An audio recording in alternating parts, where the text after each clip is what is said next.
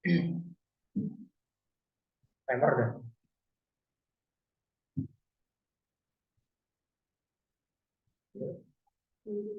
Gue udah bukan.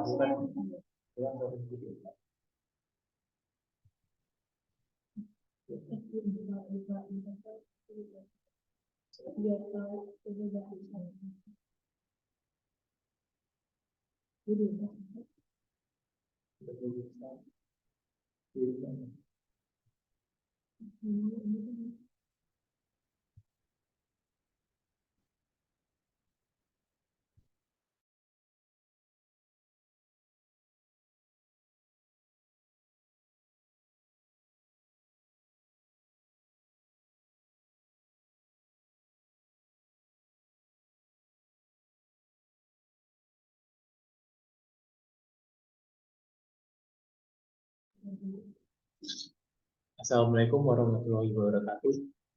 Selamat pagi, siang, malam, Bapak Sparta dan teman-teman. Perkenalkan, saya Antoni Saldo dan di sini ada Aisna ini. Saya Antoni Saldo dengan NIM 2021-121-1012. Di sini ada Aisna ini, Rahman Nur Duhaliza dengan NIM 2021-121-1004. Dan di sini ada Fadia Putri Kalisa dengan NIM 2021-121-1013. Pada kesempatan kali ini, kelompok kami ingin mempresentasikan chapter 5 mengenai laporan posisi keuangan dan laporan arus kas.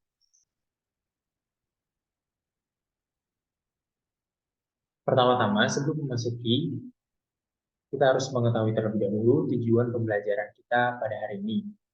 Dan ada tujuan pembelajaran. Yang pertama, memahami kegunaan dan keterbatasan laporan posisi keuangan. Yang kedua, menjelaskan elemen dan mengklasifikasikan dalam laporan posisi keuangan. Yang ketiga, menyusun laporan posisi keuangan. Yang keempat, menjelaskan tujuan dan kegunaan laporan arus kas. Yang kelima, menjelaskan informasi yang terkandung dalam laporan arus kas. Yang keenam, mengetahui dasar-dasar menyusun laporan arus kas. Yang ketujuh, menjelaskan informasi tambahan terkait laporan posisi keuangan dan laporan arus kas. Nah, yang pertama, laporan posisi keuangan. Apa itu laporan posisi keuangan? Laporan posisi keuangan atau kita sebut dengan neraca. Nah, dari neraca ini biasanya dia melaporkan aset, liabilities, dan modal entitas pada tanggal tertentu. Sehingga dalam format neraca ini terdapat laporan-laporan atau rincian-rincian dari aset itu apa saja, liabilities itu apa saja, dan modal apa saja. Seperti contoh, aset. Aset memiliki dua, yaitu aset lancar dan aset jangka panjang. Kalau aset lancar itu seperti kas, piutang, dan lain-lain. Kalau aset jangka panjang itu seperti equipment, kendaraan, dan lain-lain. Nah, untuk liabilitas juga sama, yaitu utang jangka panjang dan utang jangka pendek. Utang jangka pendek biasanya itu utang bank dagang dan lain-lain. Nah, untuk utang jangka panjang biasanya ada utang bank dan utang dan lain-lain. Nah, modal ini biasanya itu terdapat modal saja atau bahkan ada related earning. Nah, untuk yang kedua, di dalam laporan posisi keuangan itu memberikan informasi tentang sumber daya, kewajiban kepada kreditur, dan ekuitas dalam sumber daya bersih. Yang ketiga, membantu dalam memprediksi jumlah, waktu, dan ketidakpastian arus kas masa depan. Sehingga di laporan posisi keuangan ini, gunanya untuk apa? Gunanya terdapat sisi debit dan kredit, dan terdapat di kolom kiri dan kolom kanan. Biasanya, ketika kita mengerjakan laporan posisi keuangan, itu terdapat posisi di kiri dan posisi di kanan. Itu biasanya di posisi sebelah kiri itu terdapat kolom aset, berbagai aset, dan juga berbagai kolom liabilities. Dan di kolom di kanan itu biasanya terdapat, maksud saya di kolom sebelah kiri biasanya aset saja, dan sebelah kanan itu liabilities plus utang. Sehingga nantinya akan diketahui jumlah dari total aset dan jumlah dari total liabilities plus modal itu apakah sama atau balance ataukah tidak. Selanjutnya saya akan membahas tentang kegunaan laporan posisi keuangan. Nah, ada pula kegunaan dari laporan posisi keuangan. yaitu secara umum untuk menilai risiko-risiko entitas dan arus kas masa depan. Sehingga kegunaan laporan keuangan bagi pengguna laporan keuangan adalah sebagai berikut. 1. Mengevaluasi struktur pendanaan. 2. Menganalisis likuiditas. 3. Menilai solvabilitas. 4. Menilai fleksibilitas keuangan. Seperti kita tahu bahwa di PPT yang kita share pada hari ini, tertulis bahwa secara umum adalah untuk menilai risiko-risiko entitas dan arus kas masa depan. Sehingga untuk membuat laporan arus kas, diperlukan sebuah laporan posisi keuangan atau neraca. Karena hal tersebut sangat berfungsi atau berguna bagi laporan arus kas. Nah, selanjutnya ada keterbatasan. Apa saja keterbatasan laporan posisi keuangan? Tentu di setiap laporan terdapat keterbatasan dan juga kekurangannya. Dalam laporan posisi keuangan terdapat keterbatasan yang pertama, pilihan pengukuran beberapa aset tertentu berdasarkan biaya perolehan atau biaya historis atau biaya perolehan terdepresiasi, bukan pada nilai kimia, sehingga tidak mencerminkan nilai wajar dari aset. Yang kedua, beberapa pengukuran nilai untuk beberapa laporan posisi keuangan melibatkan pertimbangan dan estimasi. Yang ketiga, rekayasa keuangan yang seringkali memungkinkan dilakukan untuk menghasilkan pembiayaan di luar neraca. Nah, selanjutnya, seperti yang saya bahas sebelumnya, apa saja elemen laporan posisi keuangan? Nah, di sini saya sebutkan elemen laporan posisi keuangan itu terdiri atas yang pertama aset. Apa itu aset? Aset adalah sumber daya yang dikuasai oleh entitas sebagai akibat dari peristiwa masa lalu dan dari manfaat ekonomi di masa depan diharapkan akan diperoleh entitas. Sehingga di dalam aset ini masih banyak rincian-rincian yang terdapat dalam aset. Seperti contoh yang saya bilang tadi, yaitu aset pelancar dan aset jangka panjang. Tentunya dalam sebuah rincian-rincian tersebut terdapat lagi rincian-rincian yang nantinya akan kita buat lebih rinci lagi ketika kita mengerjakan laporan posisi keuangan. Yang kedua terdapat liabilities atau hutang. Nah, hutang ini merupakan kewajiban entitas masa kini yang timbul dari peristiwa masa lalu.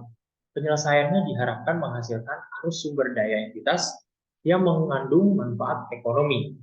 Seperti yang saya bilang tadi, tidak hanya aset atau harta, tetapi hutang juga terdapat rincian, yaitu hutang jangka panjang dan hutang jangka pendek. Nah, hutang jangka pendek biasanya itu terdapat hutang dagang dan hutang lain-lain. Dan terdapat juga hutang jangka panjang. Selanjutnya ada ekuitas atau modal. Modal adalah hak residual atas aset entitas setelah dikurangi semua liabilitas. Sehingga nantinya modal ini digabung di posisi sebelah kanan dengan liabilitas atau dengan hutang. Sehingga nanti total hutang jangka pendek dan hutang jangka panjang ditambah dengan modal akan menghasilkan sebuah total yang dimana harus balance antara total aset dengan total liabilities plus ekuitas. Selanjutnya terdapat klasifikasi dalam laporan posisi keuangan. Aset dan liabilitas atau harta dengan hutang diklasifikasikan dengan suatu cara yang dapat memfasilitasi pengguna untuk dapat mengembangkan struktur entitas modal, likuiditas, solvabilitas, dan fleksibilitas keuangan. Sehingga aset dan liabilitas diklasifikasikan berdasarkan operasi karakteristik perusahaan.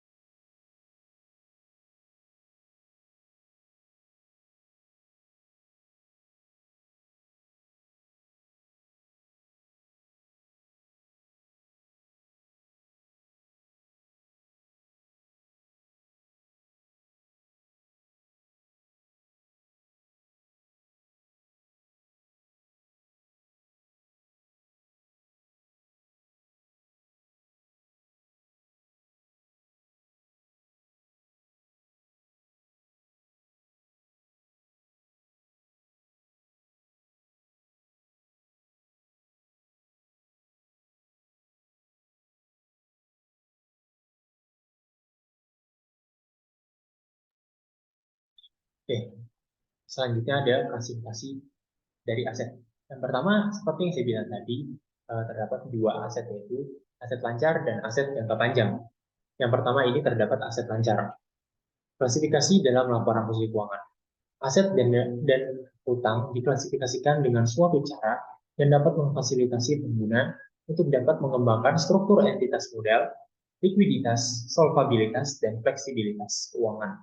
Sehingga aset dan liabilitas diklasifikasikan berdasarkan operasi karakteristik perusahaan. Nah, di sini saya menyajikan aset lancar, yaitu dalam ketika disajikan dalam laporan posisi keuangan menurut urutan likuiditas. Di sini seperti kita lihat ada item dan dasar penilaian. Untuk itemnya terdapat kas dan ekuivalen kas, dan juga investasi jangka pendek, beban dibayar di muka, piutang, persediaan. Nah, di item ini maksudnya apa? Ini seperti yang saya bilang tadi, di dalam aset terdapat rincian-rincian yang harus kita jabarkan di laporan posisi keuangan. Seperti contoh, aset kan ada dua, yaitu aset lancar dan aset jangka panjang. Nah, di item ini adalah rincian dari aset lancar. Nah, untuk akun-akunnya apa saja? Akun-akunnya seperti yang di PPT, yaitu di item. Kas ekuivalen kas, investasi jangka pendek, beban dibayar di muka, piutang, persediaan. Nah, untuk dasar penilaiannya, ini kas dan ekuivalen kas ini, dasar penilaiannya adalah nilai wajar. Untuk investasi jangka pendek, itu dasar penilaiannya pada umumnya nilai wajar. Beban dibayar di muka, dasar penilaiannya harga perolehan. Untuk piutang, dasar penilaiannya estimasi jumlah yang tertagih. Nah, untuk item persediaan, dasar penilaiannya adalah harga perolehan atau nilai realisasi bersih.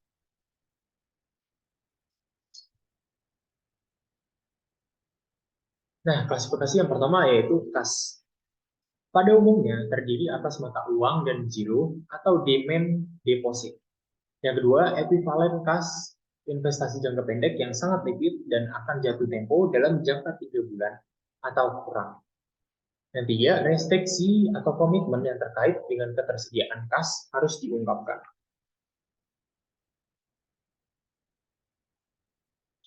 Selanjutnya ada klasifikasi investasi jangka pendek. Ada beberapa kolom, yaitu 4 kolom.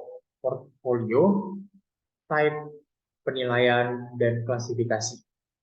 Untuk portofolio sendiri dimiliki hingga jatuh tempo, diperdagangkan, tersedia untuk dijual.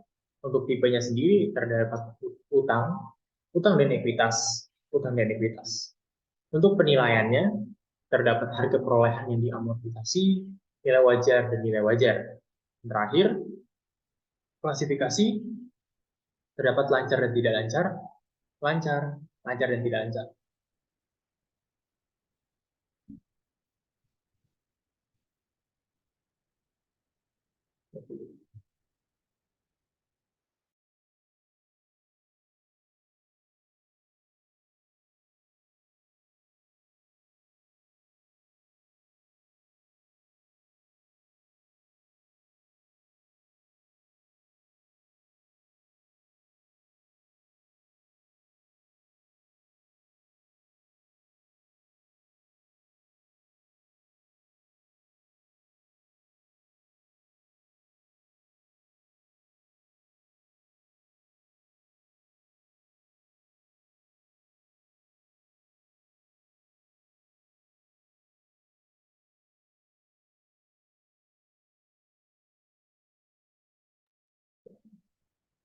Selanjutnya ada klasifikasi beban dibayar di muka, yaitu pembayaran kas yang dicatat sebagai aset karena jasa atau manfaat akan diterima pada masa yang akan datang. Nah, di sini terdapat gambar dari kas dibayar sebelum beban dicatat. Pembayaran di muka sering berhubungan dengan asuransi, perlengkapan, iklan, sewa, dan pemeliharaan peralatan. Sehingga ketika kita sering mengerjakan soal akuntansi, seringkali kita menemui atau menjumpai soal seperti pembayaran di muka, seperti sewa dibayar di muka, asuransi dibayar di muka, iklan dibayar di muka.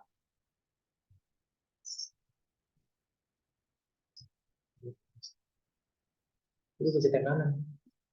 Itu kiri dong. Ternyata ada klasifikasi piutang. Nah, untuk tagihan pada pelanggan atau lainnya atas uang, barang, atau jasa. Biasanya seringkali kita menjumpai soal tentang piutang. Nah, seringkali itu kita kita bertanya-tanya pada diri kita, apa saja sih yang termasuk piutang? Maksudnya ya yang ditagih kepada pelanggannya itu dalam bentuk apa? Nah, di sini kita jabarkan dalam bentuk uang, barang, atau jasa. Selanjutnya persediaan. Persediaan ini biasanya pengungkapan tentang dasar penilaian seperti lower of cost or market.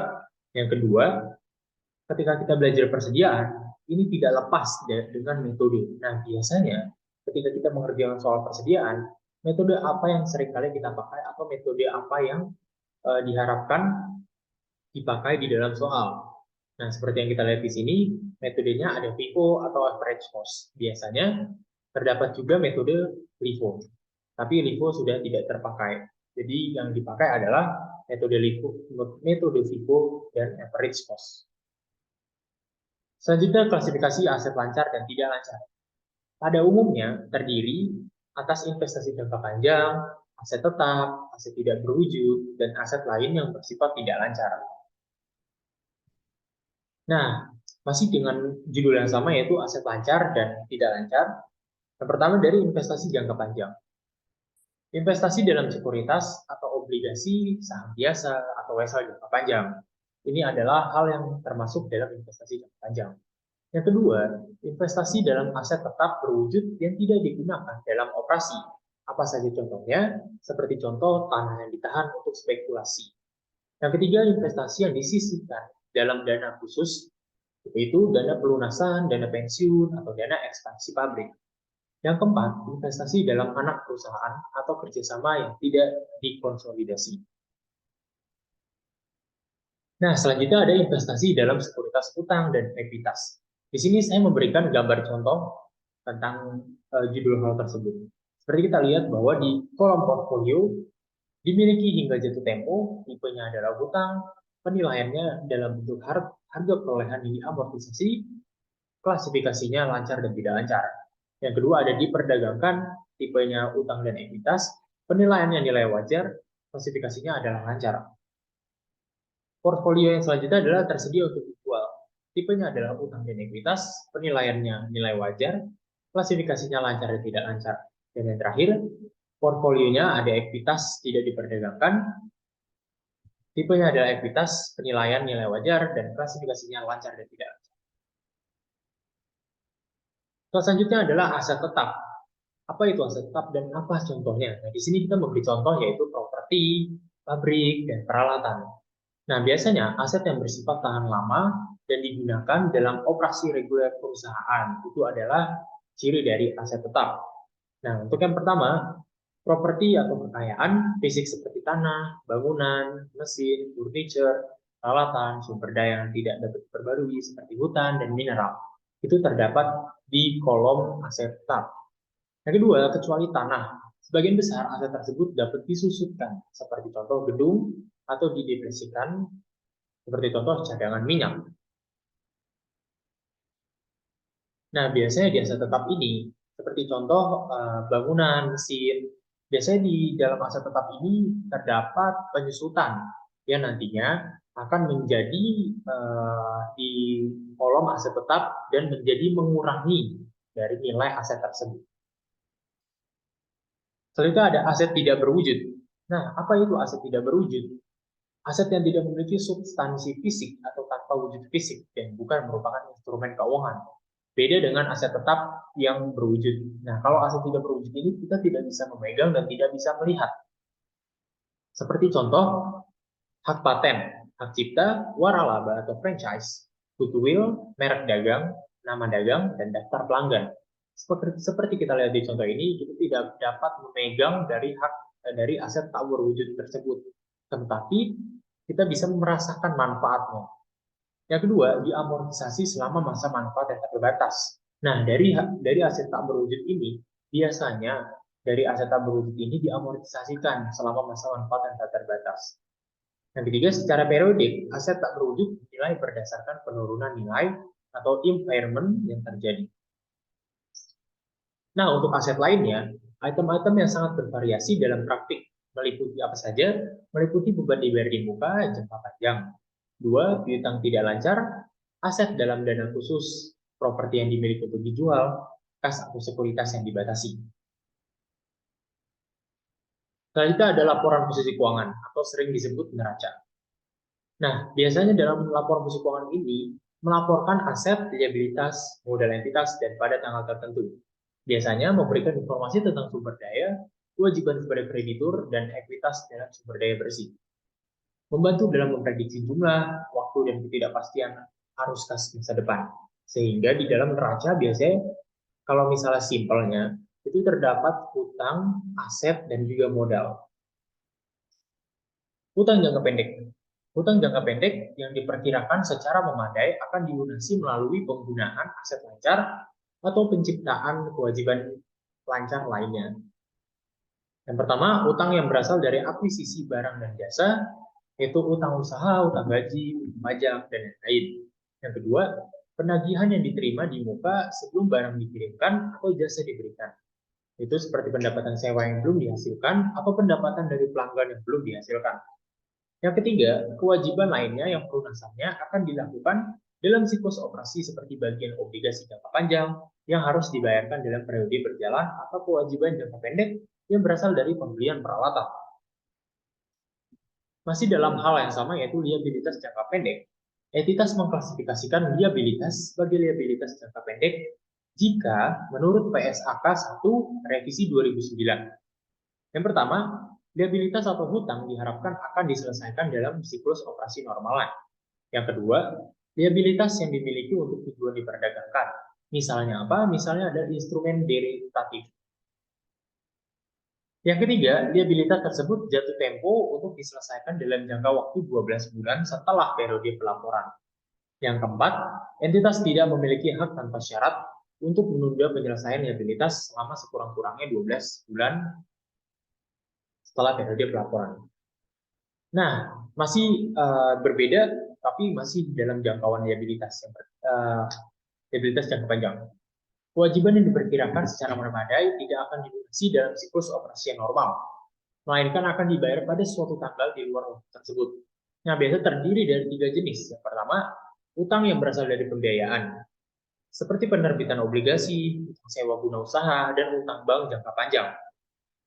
Yang kedua, utang yang berasal dari kegiatan operasi entitas, seperti kewajiban pensiun dan kewajiban pajak tangguhan. Yang ketiga, utang yang bergantung pada terjadi atau tidak terjadinya suatu peristiwa di masa depan, setiap provinsi untuk kewajiban garansi. Untuk slide selanjutnya akan dilanjutkan oleh Fadia Putri Karsa. Oke, selanjutnya itu adalah ekuitas. Jadi pada bagian ekuitas pemegang saham itu yang pertama ada modal saham. Modal saham yaitu nilai pari atau nominal atau ditetapkan atas saham yang diterbitkan. Lalu ada juga premium saham, yaitu kelebihan jumlah yang dibayarkan di atas nilai pari atau yang ditetapkan. Selanjutnya di bagian ekuitas itu ada laba ditahan. Laba ditahan adalah laba perusahaan yang tidak didistribusikan. Selanjutnya ada saham treasury, yaitu jumlah saham yang dibeli kembali oleh perusahaan.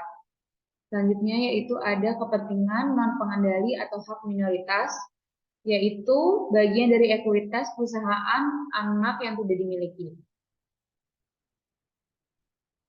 Lalu di laporan posisi keuangan itu formatnya PSAK tidak mensyaratkan format tertentu untuk menyajikan laporan posisi keuangan.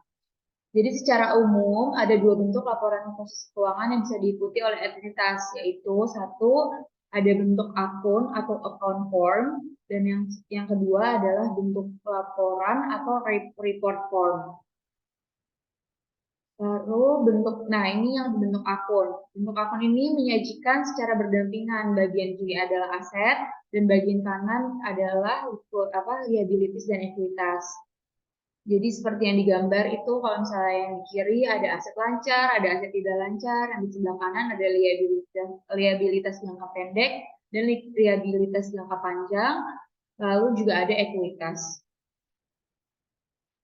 Nah, jadi di laporan posisi keuangan ini juga laporan keuangannya harus balance antara yang di aset dan yang di liabilities dan ekuitas. Lalu yang bentuk form itu, yang bentuk report itu menyajikannya urutannya ke bawah, mulai dari aset, liabilitas, dan ekuitas.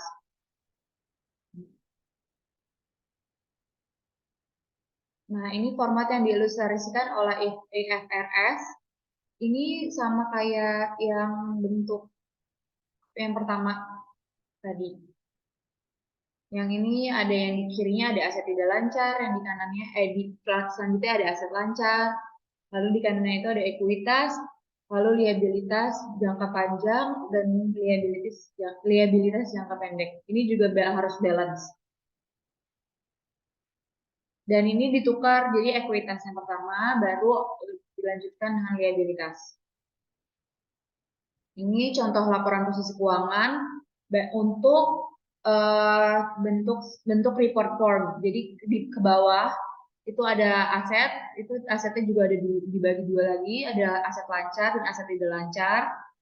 Lalu ada liabilitas dan ekuitasnya juga posisinya ke bawah, dan jumlahnya harus balance antara total asetnya. Nah, total asetnya itu ada 8.278.000.000, dan total liabilities dan ekuitasnya itu ada 8.278.000 juga. Next. Ini pengungkapan posisi keuangan. Entitas mengungkapkan laporan posisi keuangan atau dalam catatan atas laporan posisi keuangan. Laporan posisi keuangan, subklasifikasi dari pos-pos yang disajikan. Rincian subklasifikasi ini bergantung pada penentuan di PSK, misalnya piutang. Misalnya satu piutang. Jadi antara piutang usaha pihak ketiga dan piutang usaha dengan pihak terrealisasi. Lalu yang kedua ada persediaan, yaitu disubklasifikasi antara persediaan bahan baku, barang dalam proses, dan barang jadi. Lalu yang ketiga itu ada aset tetap disublik.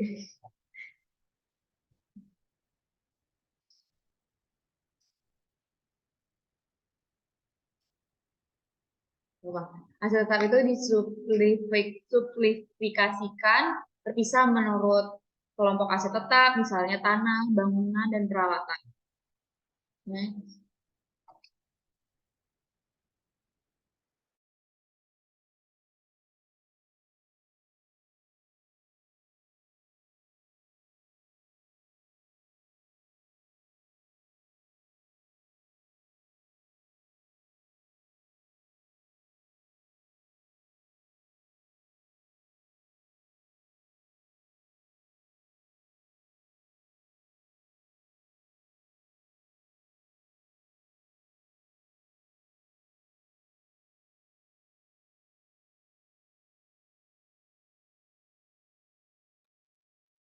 selanjutnya itu pengungkapan posisi keuangan.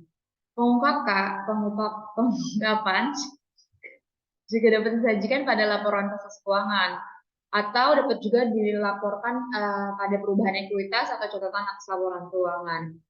Misalnya, yaitu ada informasi mengenai jenis saham, yaitu jumlah saham modal dasar dan jumlah saham yang diterbitkan dan disetor penuh, dan nilai nominal saham. Next, itu ada laporan arus kas. Laporan arus kas merupakan laporan yang menyajikan informasi tentang arus kas dan arus kas keluar, arus kas masuk dan arus kas keluar, dan setara kas suatu entitas untuk suatu periode tertentu. Melalui laporan arus kas ini, pengguna laporan keuangan dapat mengetahui bagaimana entitas menghasilkan dan menggunakan kas dan setara kas. Next. Nah, tujuan utama dari laporan arus kas itu untuk menyajikan informasi tentang perubahan arus kas dan setara kas yang berasal dari penerimaan kas dan pengeluaran kas suatu entitas untuk suatu periode. Jadi laporan kas itu harus menyediakan dari berbagai pertanyaan berikut, seperti dari mana kas berasal, digunakan untuk apa saja kas itu, dan yang terakhir ada bagaimana perubahan dari saldo kas tersebut. Next. Ini juga selanjutnya ada kegunaannya. Yang pertama ada mengevaluasi kemampuan entitas dalam menghasilkan kas dan setara kas, waktu dan kepastian dalam menghasilkannya. Yang kedua itu adalah mengevaluasi struktur keuangan entitas, jadi termasuk likuiditas dan solvabilitas, dan kemampuannya dalam memiliki kewajiban dan membayar dividen. Dan yang terakhir yaitu memahami pos yang menjadi selisih antara laba rugi periode berjalan dengan arus kas neto dari kegiatan operasi akrual. Analisis perbedaan ini seringkali dapat membantu dalam mengevaluasi kualitas laba entitas. Lalu ada juga membandingkan kinerja operasi antar entitas yang berbeda. Jadi karena arus kas neto dari laporan arus kas tidak dipengaruhi oleh perbedaan pilihan metode akuntansi dan pertimbangan manajemen, jadi tidak seperti basis akrual yang digunakan dalam menentukan laba entitas. Lalu ada memudahkan pengguna laporan keuangan untuk mengembangkan model untuk menilai dan membandingkan nilai kini arus kas, masa depan, dan antar entitas yang berbeda. Lalu ada kas dan setara kas. Kas terdiri ada saldo kas atau cash on hand dan rekening giro atau demand deposit. Jadi setara kas adalah investasi yang sifatnya sangat liquid. Jadi sangat liquid itu artinya dapat segera dikonversi menjadi kas yang berjangka pendek dan yang dapat ditentukan dan memiliki resiko perubahan nilai yang tidak signifikan. Misalnya deposit jangka pendek yang kurang dari 3 bulan dan tidak termasuk dalam bentuk saham. Next. Ini adalah format dasar laporan arus kas, yaitu adalah arus kas dari aktivitas operasi, arus kas dari aktivitas investasi, arus kas dari aktivitas pembiayaan, arus kas kenaikan atau penurunan bersih kas, ada kas di awal tahun, dan ada kas akhir tahun.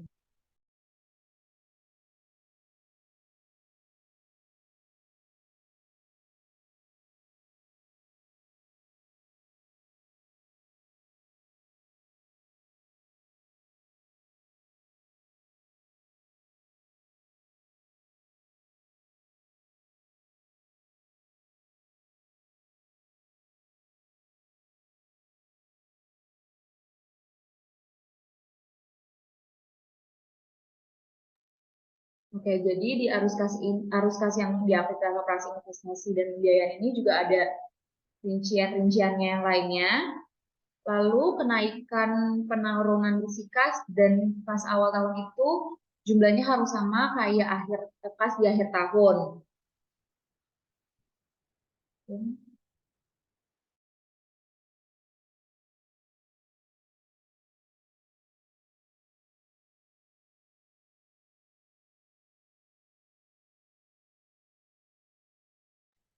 Oh, jadi kenaikan penurunan bersih kas itu dijumlah dengan kas awal tahun yang hasilnya akan kas akhir tahun. Lalu kas akhir tahun ini harus sama dengan laporan sebelumnya. Okay, next. Di sini ada isi dan format. Yang pertama ada operasi. Aktivitas penghasil utama pendataan entitas meliputi pengaruh kas dari transaksi yang digunakan untuk menentukan laba bersih. Jadi ada arus kas masuk, yaitu penjualan barang dan jasa, penerimaan royalti atau komisi, pendapatan bunga, lalu ada dan dividen yang diterima. Lalu ada kas keluar, yaitu pembayaran kepada pemasok, ada pembayaran pegawai, ada pembayaran pajak, dan ada pembayaran bunga pinjaman. Lalu yang kedua ada investasi. Investasi itu merupakan aktivitas berupa perolehan dan pelepasan aset jangka panjang, serta investasi lain yang tidak termasuk secara kas. Investasi ini juga ada arus kas masuk, yaitu ada penjualan aset tetap, penjualan aset tak berwujud, penjualan saham atau instrumen utang entitas lain. Entitas lain, penerimaan dan pembayaran pinjaman yang diberikan kepada entitas lain.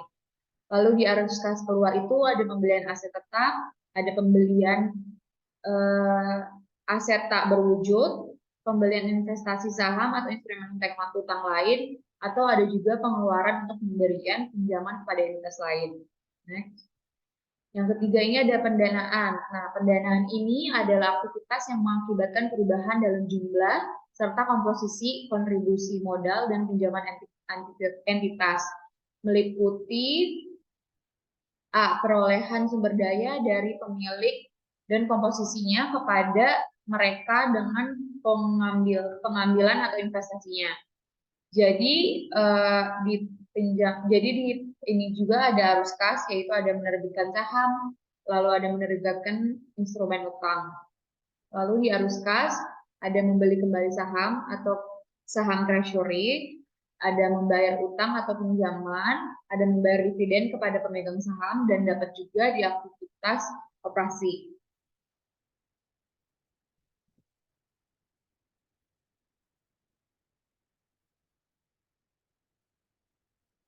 Jadi arus kas masuk dan arus kas yang dikeluarkan diklasifikasi menurut aktivitas. Jadi di aktivitas operasi itu ada ketika penerimaan kas, di aktivitas investasi ada penjualan properti, pabrik dan peralatan, penjualan sekuritas, penagihan pinjaman dan investasi lain. Di aktivitas pembiayaan ini ada penerbitan sekuritas, penerbitan utang. Lalu di arus kas keluar ini terbagi tiga juga, aktivitas operasi, aktivitas operasi yang berisi pengeluaran kas. Kalau misalnya aktivitas investasi itu ada pembelian properti, pabrik dan peralatan, ada pembelian sekuritas utang dan ekuitas entitas lain, dan pinjaman kepada entitas lain. Lalu yang aktivitas pembiayaan itu ada pembayaran dividen, penembus utang, atau pembelian kembali modal saham. Next. Next itu ada penyusunan laporan arus kas. Nah, dari sumber informasi untuk membuat laporan kas itu biasanya berasal dari satu, ada laporan posisi keuangan komparatif, yang kedua ada laporan laba rugi komparatif periode berjalan, dan yang ketiga itu ada data transaksi terpilih. Nah, arus kas ini disajikan dengan dua metode, yaitu metode langsung dan metode tidak langsung. Nah, metode langsung itu adalah memperinci arus kas aktual dari kegiatan operasi entitas. Jadi dari ketika metode ini digunakan, informasi diperoleh dari catatan akuntansi entitas atau dengan menyesuaikan penjualan, beban pokok penjualan, dan pos-pos lain dalam laporan laba rugi komprehensif. Berikut ini adalah bagian operasi menggunakan metode langsung. Itu jadi ada pembayaran kas kepada pemasok Rp285.000. Terus pembayaran kas kepada karyawan itu dikurangi menjadi Rp150.000, 150 juta, lalu dikurangi lagi dengan pembayaran bunga sebanyak pembayaran kas karyawan sebanyak 84 juta, lalu dikurangi lagi juga dengan pembayaran bunga sebanyak 27 juta, dan yang terakhir itu adalah dikurangi pembayaran pajak sebanyak 15 juta. Jadi hasil dari arus kas neto dari aktivitas operasi yaitu 9 juta. Next yaitu ya metode tidak langsung. Dengan metode ini arus kas dari aktivitas operasi ini ditentukan dengan menyelesaikan laba atau rugi neto dari pengaruh perubahan persediaan dan piutang usaha serta utang usaha selama periode berjalan. Yang kedua, pos non kas seperti penyusutan, pajak tanggungan, keuntungan, dan kerugian mata uang asing yang belum direalisasi, serta laba entitas asosiasi yang belum didistribusikan. Dan yang pengaruh yang terakhir yaitu adalah pos lain yang berkaitan dengan aktivitas investasi pendanaan, misalnya laba dari penjualan aset tetap. Berikut adalah bagian aktivitas operasi menggunakan metode tidak langsung. Jadi ada laba sebelum pajaknya itu ada 27 juta, lalu di penyesuaiannya untuk depresiasi ada 60 juta, lalu dikurangi dengan kenaikan piutang usaha sebanyak 18 juta, dan ditambah lagi dengan kenaikan utang usaha, lalu dikurangi lagi dengan penurunan liabilitas pajak tanggungan, dan dikurangi lagi juga dengan keuntungan penjualan aset tetap sebanyak 39 juta. Maka kas yang dihasilkan dari operasi adalah sebanyak 51 juta. Lalu dikurangi lagi, kasnya itu dikurangi dengan pembayaran bunga sebanyak 27 juta. Lalu dikurangi lagi dengan pembayaran pajak sebanyak 15 juta. Jadi arus kas neto dari aktivitas operasi ini 9 juta. Maka tadi yang metode langsung juga hasilnya itu 9 juta dan metode yang tidak langsung juga sama hasilnya metode 9 juta. Selanjutnya akan dijelaskan oleh Isnaini Rahma. Oke, yang berikutnya akan dijelaskan oleh saya mengenai arus kas dari aktivitas investasi. Nah, informasi ini relevan bagi investor karena informasi perubahan aset-aset jangka panjang memberikan informasi mengenai kapasitas operasi dan potensi laba yang dihasilkan dan arus kas masa depan. Bagian ini juga membantu pengguna dalam menilai apakah entitas hanya mempertahankan kapasitas atau meningkatkan kapasitas, dan apakah entitas hanya secara pasif melakukan investasi pada instrumen ekuitas dan Nah, berikut adalah ilustrasi laporan arus kas bagian aktivitas investasi. Nah, di sini ada arus kas dari aktivitas investasi dari perolehan dari penjualan aset tetap sebesar 24.884.000, pembelian aset tetap dan aset tak berwujud sebesar 319.604.000. Nah, itu dikurang. Akuisisi investasi obligasi juga dikurang sebesar 10.539.000. Penerimaan dari pelepasan investasi di entitas asosiasi itu ditambah sebesar 326.015.000. Nah, maka arus kas neto dari aktivitas investasi sendiri itu sebesar 20.750.000. Nah, arus kas sekarang ada arus kas dari aktivitas pendanaan. Nah, pengguna laporan keuangan menemukan informasi arus kas dari aktivitas pendanaan untuk mengetahui informasi mengenai perubahan struktur modal entitas. Informasi ini penting untuk mengetahui pihak-pihak yang berkepentingan atas klaim terhadap arus kas entitas di masa depan. Nah, ini berikut ilustrasi laporan arus kas bagian aktivitas pendanaan. Di sini ada arus kas dari aktivitas pendanaan sendiri itu ada kenaikan utang bank sebesar 26.050.000, ada pembayaran dividen dikuranginya sebesar 9.492.300, ada penerbitan saham biasa bertambah sebesar 431.732.000 dan dikurang sebesar 13.392.000 untuk perolehan saham treasury. Maka hasil akhir dari arus kas neto dari aktivitas pendanaan sebesar 434.497.700. Nah, di sini ada pembuatan laporan arus kas nih. Nah, bisa dilihat laporan arus kas sendiri ini ada soal yaitu mengenai telemarketing ini. Dalam tahun pertama, operasinya pada tanggal 1 Januari 2011 menerbitkan 50 lembar saham biasa dengan 50.000 lembar saham biasa dengan nilai pari sebesar $1 seharga $50.000 tunai. Perusahaan menyewakan ruang kantor, furnitur, dan peralatan komunikasi serta melaksanakan survei dan jasa pemasaran sepanjang tahun pertama. Pada bulan Juli 2011, perusahaan membeli tanah seharga $15.000. Laporan posisi keuangan komparatif pada awal dan akhir tahun 2007 ditunjukkan dalam ilustrasi di slide berikutnya. Nah, seperti yang sudah saya bacakan tadi soalnya, nah di sini terlihat bahwa telemarketing ini neracanya itu ada aktiva, ada akun kas, piutang usaha, dan juga tanah.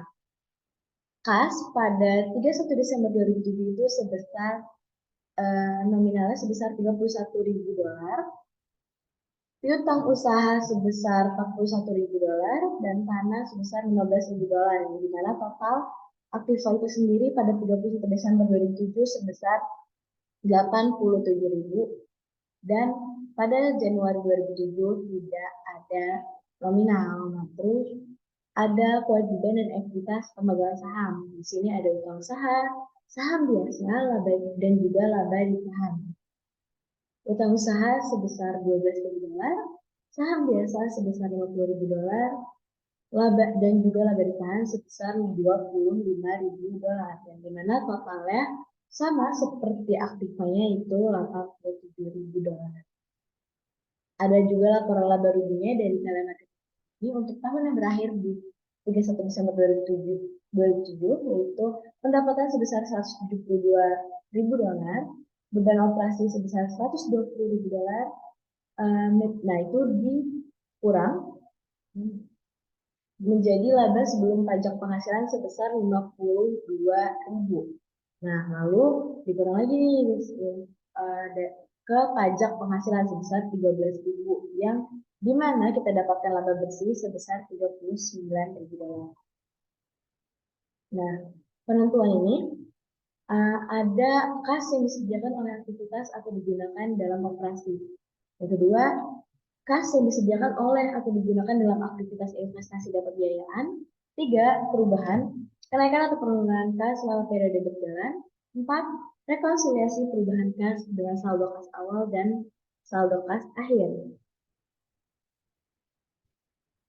Nah, di sini bisa dilihat contoh penyusunan laporan arus kas. Nah, ini untuk Nestor Company. Nah, statement of cash flow.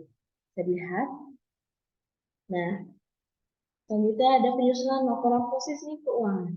Nah, aktivitas signifikan non-kas. Tidak semua aktivitas signifikan perusahaan melibatkan kas. Contoh dari aktivitas non-kas yang signifikan adalah penerbitan saham biasa untuk membeli aset. Ada yang konversi obligasi menjadi saham biasa, ada penerbitan surat utang untuk membeli aset, dan juga pertukaran aset jangka panjang.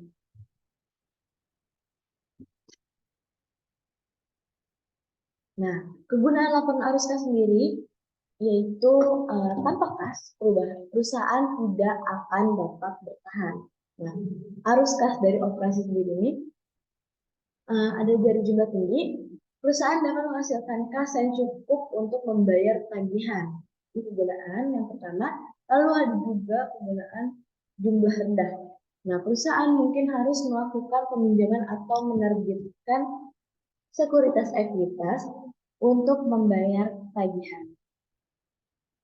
Nah, di sini bisa kita lihat ada likuiditas keuangan, di mana tanpa kas perusahaan tidak akan dapat bertahan. Kalau begitu, nah di sini ada perhitungan perihal likuiditas keuangan sendiri, di mana ada rasio cakupan utang tunai lancar.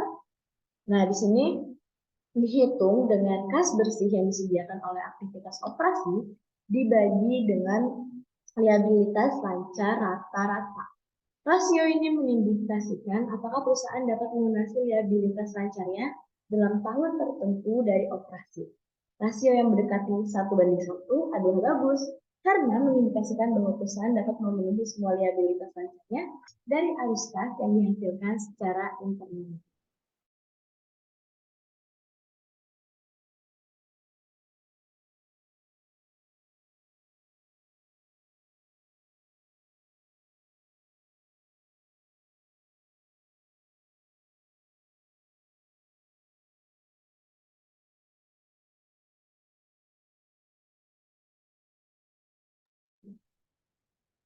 Nah, untuk presentasinya kita jeda sebentar karena di sini sedang azan, maka kita jeda terlebih dahulu ya.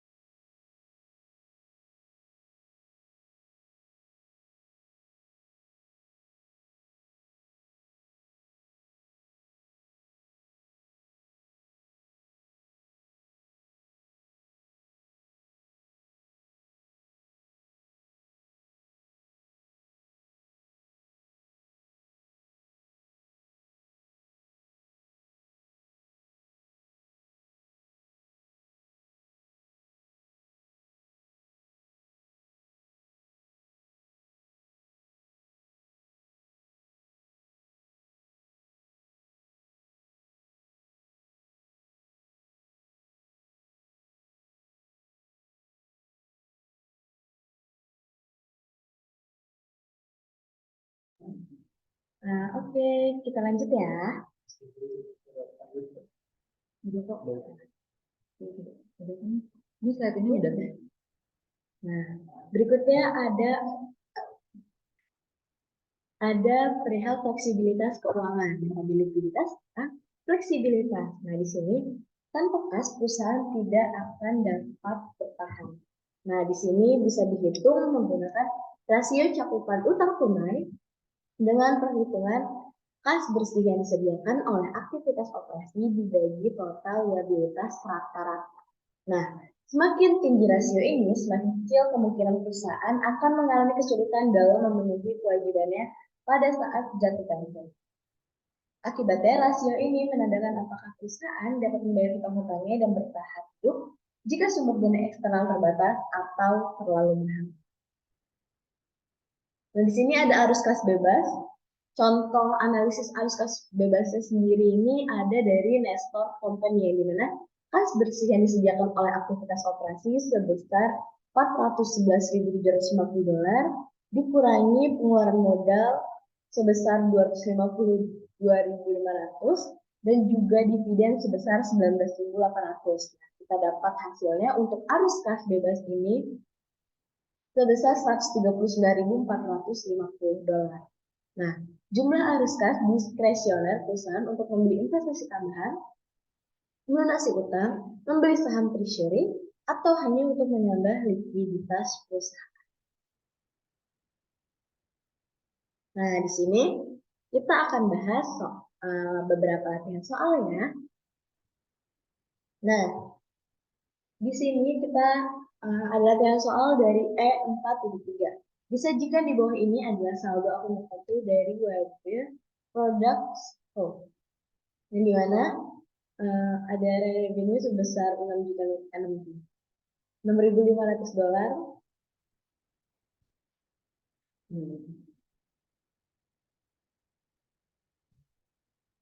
Ada interest expense sebesar 12.700, beginning return earnings 114.400, ending return earnings sebesar 134.000, dividen revenue-nya 71.000, sales return and always sebesar 12.400. Ada sales discount-nya sebesar $7.800, selling expense sebesar 99.400, sales revenue $400.000, income tax expense 26.600, cost of goods sold sebesar $184.400, dan administrative expense sebesar $82.500. Nah, di sini instruksinya dengan menggunakan informasi di atas, hitung sebagai berikut. Ada total pendapatan bersih, laba bersih, dan dividen yang diumumkan selama tahun berjalan. Nah, untuk soal tersebut kita menemukan solusi, yaitu pencatatan yang A ini kita tulis sebagai total net revenue. Bawahnya ada sales revenue sebesar $390.000, kita taruh di kredit. Terus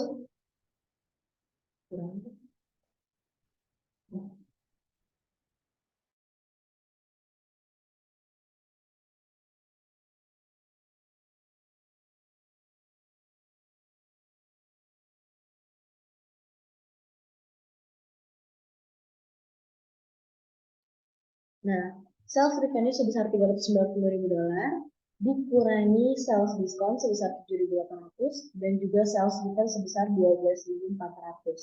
Nah, kita temukan hasilnya itu jadi, maaf, untuk OSS sendiri itu sales diskon sama sales return ini ditambah sebesar 20.000, jadi 20.200. Nah, hasil ini mengurangi sales revenue, yang dimana kita dari pengurangan sales revenue mendapatkan penjualan bersih sebesar 369.800, lalu ditambah dividen revenue sebesar 71.000 dan rent revenue 6.500. Nah, kita dapatkan total net revenue-nya sebesar $447.300. Untuk soal yang B, instruksi yang B, kita temukan solusi net untuk net income ini ada total net revenue dari yang A ini kita masukkan sebesar 447.300 dengan beban dari COGS cost of goods sold sebesar 184.400, selling expense 99.400, administrative expense 82.500, interest expense 12.700. Nah, kita temukan total expense-nya sebesar 379.000. Nah, berlanjut ke income before income tax, jadi sebesar 68.300 dengan income tax-nya 31.000 kan, dan kita temukan net income-nya sebesar 37.300.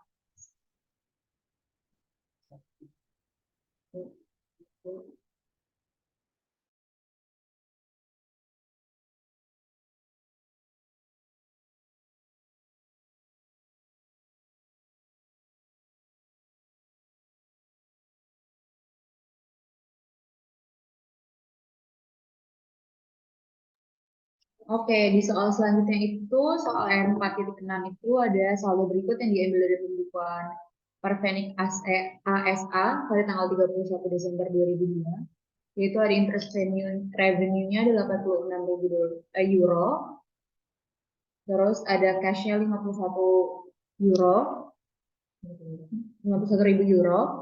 lalu sales revenue-nya ada 1.280.000 euro, lalu account receivable-nya itu ada 150.000 dan private insurance-nya ada 20.000. Lalu ada sales return allowance-nya 150.000, allowance for doubtful accounts-nya 7.000, sales discount-nya 45.000, lab-nya ada 100.000, equipment-nya ada 200.000, dan buildings-nya ada 140.000, cost of goods sold-nya ada 621.000, accumulated depreciation equipment-nya ada 40.000, lalu accumulated depreciation buildings-nya ada 28.000, not receivable-nya ada 145.000, selling expense-nya ada 194.000, account payable-nya ada 170.000, bonds payable-nya ada 100.000, administrative and general expense-nya ada 97.000, accurate liabilities-nya ada 32.000, interest expense-nya ada 60.000, notes payable-nya ada 100.000, loss of impairment of plan asset-nya ada 120.000, share capital ordinary-nya ada 500.000, return earning-nya ada 21.000. Nah, di sini diinstruksikan untuk siapkan laporan laba rugi sebesar 100.000 saham biasa beredar selama 1 tahun tersebut. Maka solusinya dari soal tersebut yaitu ada income statement dari Parfenic Corp-nya itu ada di sales revenue itu ada sales yang dikurangi dengan sales returns and allowance dan dikurangi juga dengan sales discount. Lalu ada net sales revenue dan ada cost of goods sold. Lalu hasilnya itu merupakan gross profit. Lalu selanjutnya ada selling expense, ada administrative and general expenses. Jadi selling expenses ditambah administrasi and general expenses. Lalu ada income and expenses itu, yang pertama itu ada loss from impairment of plan asset. Lalu ada interest revenue. Jadi loss from impairment of plan asset itu dikurangi interest revenue. Lalu ada income from operation. Ada income from operation ditambah interest expense ditambah income before income tax yang menghasilkan lalu ditambah juga income tax yang menghasilkan net income. Jadi itu adalah solusi dari jawaban 4.6. Lanjut selanjutnya. Selanjutnya adalah P4 strip 5. Nah, di sini kita bisa melihat saldo akun berikut termasuk dalam neraca saldo Point Corporation pada tanggal 30 Juni 2022. Ini kita bisa lihat bahwa saldo-saldo tersebut. Nah, habis itu terdapat interupsinya. Apa itu soalnya? Soalnya adalah buatlah laporan laba rugi dan laporan laba ditahan untuk tahun yang berakhir pada tanggal 30 Juni 2022. Nah, di sini kita disuruh membuat tentang laporan laba rugi dan laporan laba ditahan atau laporan perubahan modal dari soal yang sudah di PPT ini. Untuk solusinya, pertama kita buat adalah laporan laba rugi, yang dimana laporan laba rugi merupakan laporan income statement. Di sini kita bisa melihat bahwa pertama dari komponen-komponen yang terdapat dalam laporan laba rugi adalah penjualan dikurang dengan beban. Nah, kita bisa melihat di pada slide sebelumnya, di sini kita bisa mengetahui bahwa penjualannya berapa dan bebannya berapa, dan langsung kita masukkan ke laporan laba rugi. Kita bisa melihat bahwa ada penjualan dikurang dengan diskonnya, terus dikurang dengan retur, kemudian ada net sales, COGS, gross profit, selling expense. Jadi selling expense ini apa saja? Itu beban-beban yang seperti kita lihat terdapat yang belakangnya tulisan expense, yaitu beban. Kita masukkan semua ke dalam laporan laba rugi yang kemudian dari total tersebut akan ditambah dan akan mengurangi apa? Penjualan dikurangi dengan beban-beban yang nantinya akan menghasilkan hasil net income seperti kita lihat di solusi tersebut. Nah, di sini juga ada dividend revenue, income from operation, bond interest expense, income before income tax, dan income tax, dan net income yang terakhir. Nah, untuk soal selanjutnya, P46. Nah, di sini kita bisa lihat bahwa disajikan laporan laba rugi, gabungan, dan laba ditahan untuk Sapporo Ltd untuk tahun 2002. Nah, instruksinya adalah tentukan dari fakta tambahan ini apakah penyajian fakta dan dalam laporan laba rugi dan laba ditahan sudah tepat atau belum. Nah, jika presentasi tidak sesuai, jelaskan presentasi yang sesuai dan diskusikan alasan teoritisnya. Jangan menyiapkan pertanyaan yang direvisi.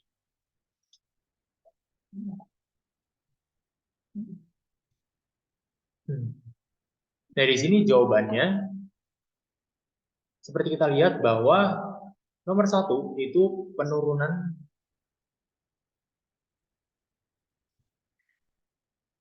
Jadi kita bisa melihat bahwa dari soalnya yang pertama, selling general dan administrative expense for 2022 include a charge of 8.500 yen for impairment of intangibles. Nah, di sini adalah fakta-fakta tambahan. Nah, untuk jawabannya adalah yang pertama, penurunan nilai aset tak berwujud sebesar 8.500 harus diungkapkan secara terpisah. Seperti kita lihat di contoh soal tersebut, yaitu 8.500. Nah, dengan asumsi itu material. Biaya ini ditampilkan di atas penghasilan sebelum pajak penghasilan. Nah, kita bisa melihat di sini bahwa 8.500 ini informasinya harus ditampilkan di atas penghasilan sebelum pajak penghasilan.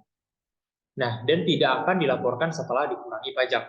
Nah, pos ini harus diungkapkan secara terpisah untuk menginformasikan pengguna laporan keuangan bahwa pos ini tidak berulang dan oleh karena itu mungkin tidak berdampak pada hasil tahun depan. Selanjutnya, perbandingan tren dapat menyesalkan jika item tersebut tidak disorot dan penyesuaian dilakukan. Untuk fakta tambahan di nomor 2 itu other net for 2022 was a loss on sale of equipment of 17 juta yen. Nah, ini penjelasan dari kelompok kami adalah kerugian atas penjualan peralatan tersebut yaitu sebesar 17 juta yen harus dilaporkan pada bagian pendapatan dan beban yang lain dari laporan laba rugi. Nah, alasan kita apa? Alasan untuk pengungkapan terpisah itu hampir sama seperti yang diberikan di atas. Nih, untuk pengungkapan terpisah atas penurunan nilai beban tak berwujud. Untuk fakta tambahan nomor 3 adalah adjustment required for correction of an error was a result of a change in estimate atau useful life of certain asset reduced to 8 years and a catch-up adjustment made. Nah, jawaban dari kelompok kami adalah penyesuaian diperlukan untuk koreksi kesalahan diberi label yang tidak tepat dan juga tidak boleh dilaporkan dalam laporan laba ditahan. Perubahan estimasi harus ditangani pada periode saat ini dan masa depan melalui laporan laba rugi. Nah, penyesuaian catch-up ini tidak diizinkan. Untuk menyatakan kembali laporan keuangan setiap kali terjadi perubahan estimasi akan sangat mahal. Selain itu, menyesuaikan saldo awal laba ditahan tidak tepat karena kenaikan biaya dalam hal ini mempengaruhi laporan laba rugi saat ini dan masa depan. Untuk fakta terakhir, Sapporo Company disclose earning per share for net income in notes to the financial statement. Jawaban dari kelompok kami yaitu laba per saham harus dilaporkan di muka laporan laba rugi dan bukan dalam catatan atas laporan keuangan. Karena kepentingan tersebut dianggap berasal dari statistik ini, profesi percaya bahwa perlu untuk menyoroti angka laba per saham. Jadi itu adalah jawaban dari kelompok kami mengenai fakta tambahan dari 1 sampai 4. Nah, untuk selanjutnya berikut adalah presentasi dari kelompok 2 yaitu saya Antonius Aldo dan sini ada Fadia Putri Kalisa. Ini ada Isna ini. Pamit undur diri, mohon maaf jika kami memiliki kesalahan kata atau penjelasan yang kurang jelas. Terima kasih Pak Sparta dan teman-teman sudah mendengarkan presentasi dari kami. Wassalamualaikum warahmatullahi wabarakatuh.